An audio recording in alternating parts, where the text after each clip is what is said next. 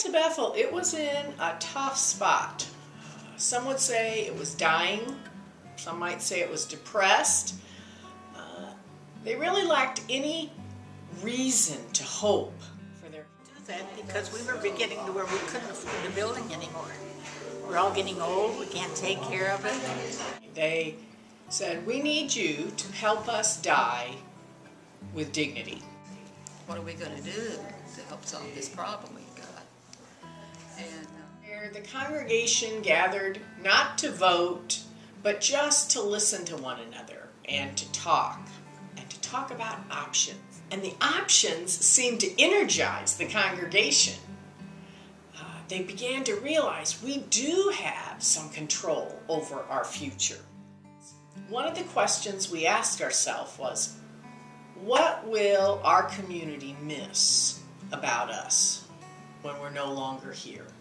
Mission had always been an important piece of Bethel's identity, and so they had been vitally involved with many projects.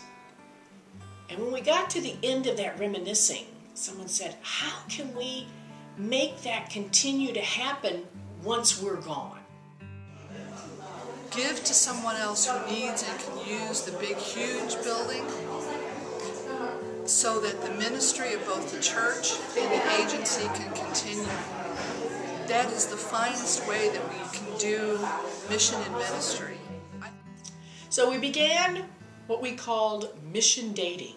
Dating agencies, sitting down with them, talking with them about their vision for the future, and we finally chose Hoyleton Youth and Family Services, a UCC Chisholm agency that we had done much work with in the past.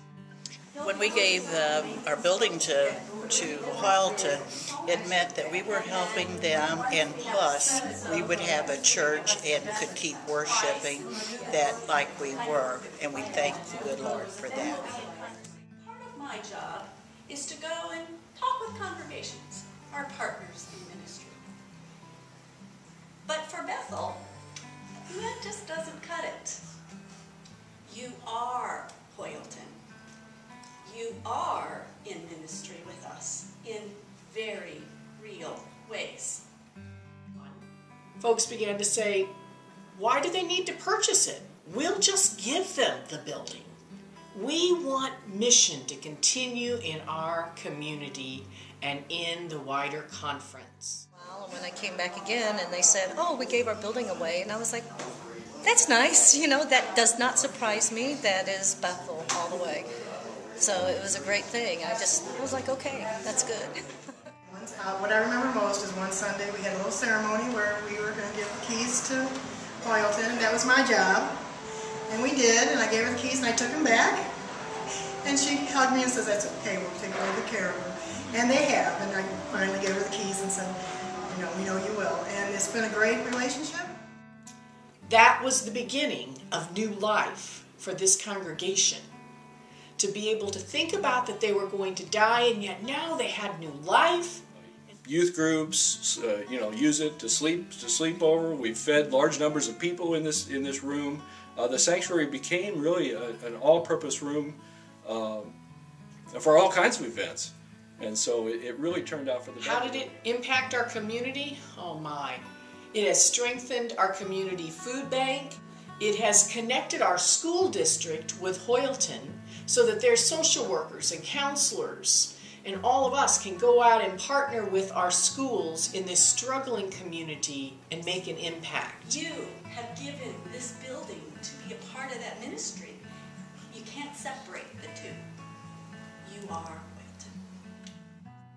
We could have never imagined, I could have never imagined as a pastor, what it was going to be like to serve this, what looked like small, struggling, dying congregation, and to help it see that it could imagine new life.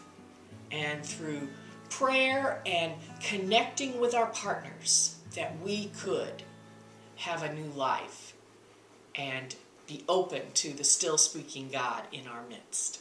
Shalom, my friends, shalom, shalom.